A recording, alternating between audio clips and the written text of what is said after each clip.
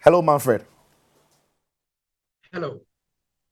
Good to have you. Thank you for joining us. And uh, let's go straight into it. How ready is Qatar for the World Cup, Manfred? Well, thank you very much, and greetings to your listeners. I can tell you that we are about 97, 98% ready in terms of all the preparation, all aspects of the preparation. All right, so then now let's go straight into it. There have been massive infrastructural developments in Qatar for the World Cup. But the one thing that many people have asked about, which I want to delve straight into because of many of our viewers, is accommodation issues. Many have said that Doha is a small place and Qatar is not the largest of states, and so there are concerns about where fans are going to be. What can you tell us about those concerns? Well, rightly so, accommodation issues have popped up, and this is very one of the topical issues as we have now. Uh, we know Qatar is a small country made up of only about 2.5, 2.6 million people. So hosting the World Cup has become an issue. All the hotels, all the Airbnb issues have been fully booked.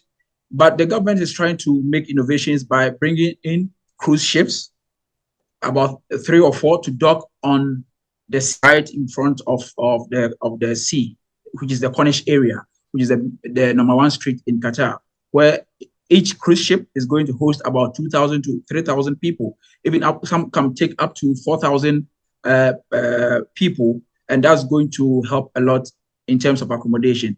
Other hotels have been built. Some of them are even yet to be launched or open. So by the time it starts in November, I'm sure most of the accommodation issues would have been effectively handled. What about what we've been hearing, if they are true, that there's also the likelihood that some fans wouldn't have to pitch camps on the desert, and there are very nice tents in what we've read that could be put on desert for some fans then to also do stay and then enjoy the World Cup?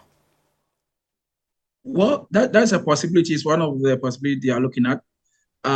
During the winter, which starts from next month, the weather is going to be cold. It's going to be hot. Then it gives you the room to be able to build tents and sleep on a desert.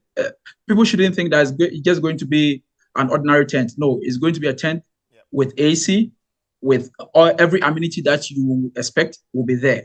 So that's one of the possibilities they are looking at, and it's very All right. So, feasible. what about the Ghanaian perspective then? How ready is Qatar for Ghana? We've seen in recent times a very huge, a giant billboard of the captain of the Black Stars, the DIU, which has been put on a supremely tall building in Qatar. How are people expecting to see the Black Stars, and what do people actually make of them coming into Qatar for the World Cup? Wherever you go in Qatar, as soon as they know that you are from Ghana, it's Asamoah, it's the DIU, Michael Essien, their names will come up. And I can tell you that they love Ghanaians because we have a good team. Although in recent times we've not been that good, but we have the history, we have the pedigree to fall on. So residents of Qatar are really expecting Ghanaians to turn up, and of course the Jama.